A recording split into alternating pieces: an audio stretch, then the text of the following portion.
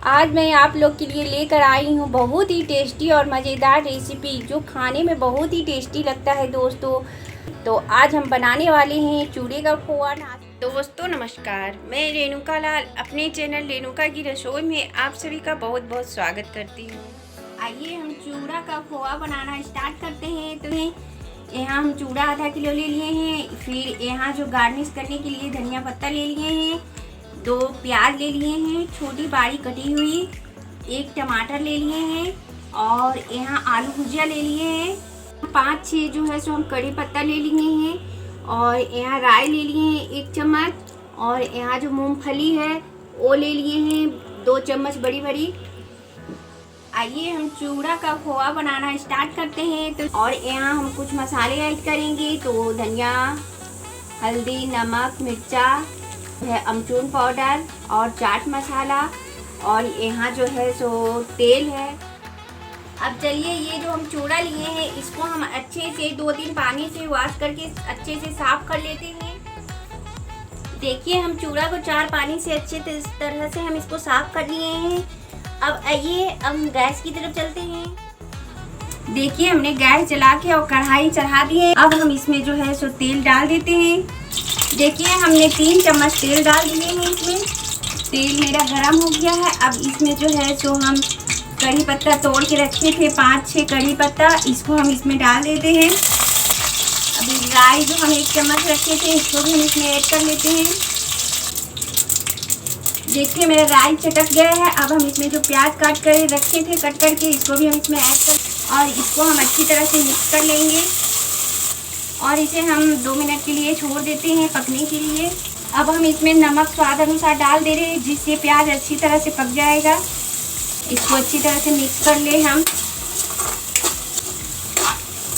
जो प्याज अच्छे से भून जाए इसको हम चलाते रहेंगे, नहीं तो प्याज हमारा जल जाएगा। देखिए हमारा प्याज भून चुका है। अब चलिए हम इसमें टमाटर ऐड कर लेते हैं और टमाटर को भी अच्छी तरह से मिक्स कर लेंगे प्याज में, जो अच्छे से पक जाएंगे। इसमें हम आधी चम्मच जो हल्दी पाउडर डाल देंगे, आधी चम्मच लाल मिर्च पाउडर डाल देंगे, आधी चम्मच धनिया पाउडर डालेंगे, 1 चम्मच हम अमचूर पाउडर ऐड कर लेंगे और हम इस सभी को हम अच्छे से मिक्स कर लेते हैं। अब इसमें हम थोड़ा सा पानी डाल दे रहे हैं जिससे टमाटर मेरा अच्छे से पक जाएगा और हम टमाटर को अच्छी तरह से पका ले। देखिए मेरा प्याज भून चुका है और टमाटर। अब हम इसमें जो है सो 1 चम्मच हम चाट मसाला ऐड कर लेते हैं और हम इसको भी अच्छी तरह से मिक्स कर लेंगे। अब हम इसमें धीरे धीरे करके चूड़ा ऐड कर लेते हैं और हम इसको अच्छी तरह से मिक्स कर लेंगे। इस तरह से धनिया पत्ता भी डाल दें।